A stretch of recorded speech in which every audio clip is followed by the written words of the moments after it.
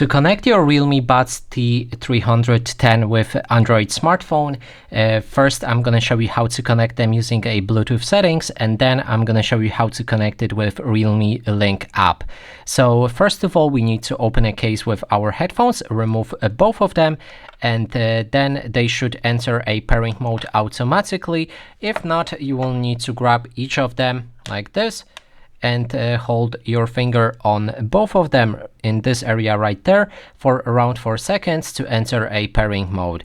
And now they should be in the pairing mode already, so we can open a Bluetooth settings on my smartphone, pair new device, and then there's Realme Buds T310 that we can connect with.